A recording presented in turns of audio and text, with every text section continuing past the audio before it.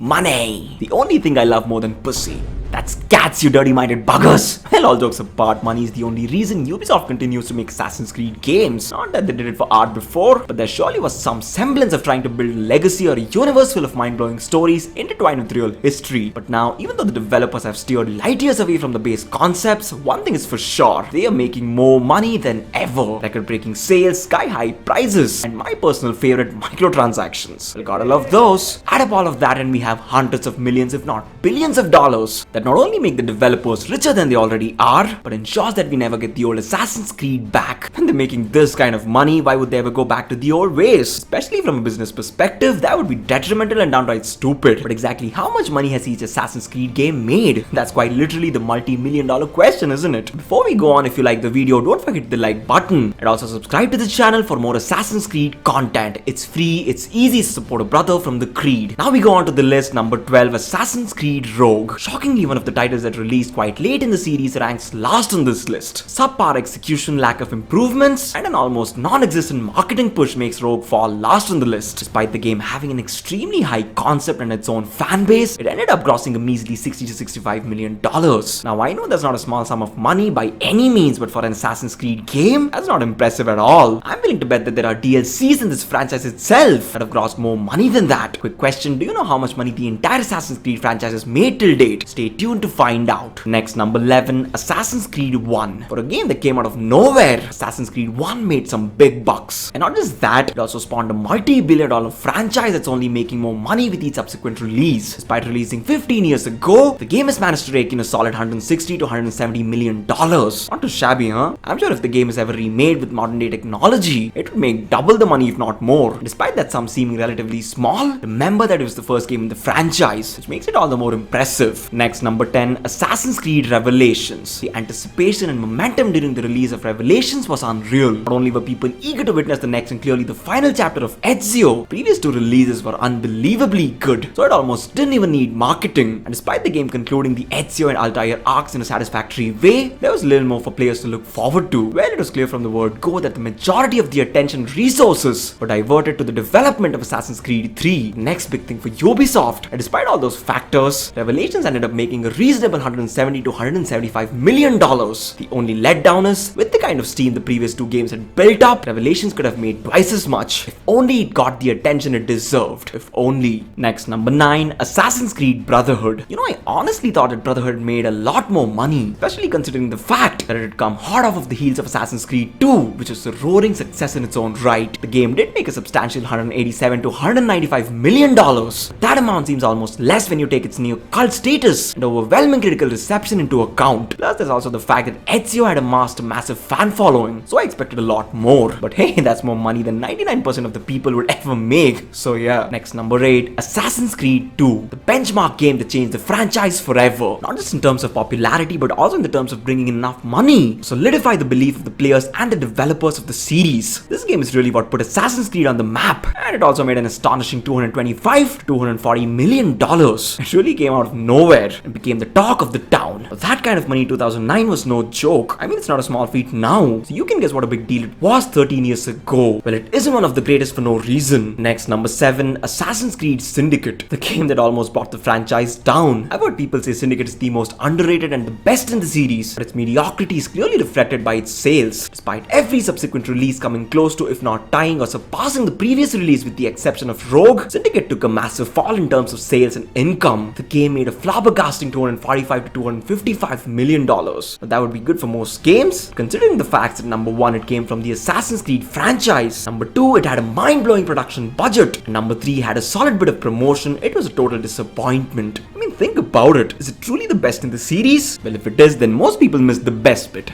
But did we? Next, number 6, Assassin's Creed 3. Really felt like the prodigal son during the time of its release, and I love the fact that at least marketing wise, developers did everything they could. Although in my opinion the game needed more time to be developed into perfection, I still can't deny that I'm a huge fan of this particular entry. You know, back in the day, every next entry in the Assassin's Creed franchise felt like such a big deal, and Assassin's Creed 3 was exactly that, and it did not disappoint financially either, making something in the ballpark of $430 to $450 million. The game proved that the faith that Ubisoft had put in it was not pointless after all. Next, number 5, Assassin's Creed Unity. Another letdown for the developers. This game when released was the hottest thing in the gaming world. But soon after, the sales were literally choked because of the technical difficulties. And what ended up happening was the makers had to refund many people, release patches which still didn't fix the problems. And by the time they fixed the game enough to make it playable, the momentum had already died. What a shame it was, because the aforementioned problems only allowed the game to make a rather disappointing $450 to $475 million. I wonder to this day, if Unity wasn't as broken and some aspects like music and story were improved, what would the end result be? Would it have become the most successful game in the franchise? It certainly was in the realm of possibility. Next, number 4, Assassin's Creed Black Flag. The golden age of piracy / Assassin's Creed. This I feel was the true pinnacle for the franchise. A time when all was right with the Assassin's Creed world. This game had no right being as good as it was. After all, making massive open world map with endless oceans and a pirate as the protagonist, that seems like a mediocre idea to begin with. But the game came as close to perfection as possible, and the incredibly favorable reviews and positive word of mouth in the gaming community ensured Assassin's Creed Black Flag made bank, crossing a massive $530 to $550 million. The game was extraordinarily successful and is one of the best-selling entries in the franchise to this date. By the way, if you want to know how many copies each Assassin's Creed game is sold, links above. Next, number 3, Assassin's Creed Origins. I really feel that this was the one game that had the most chances of failing. Not because it was bad, because it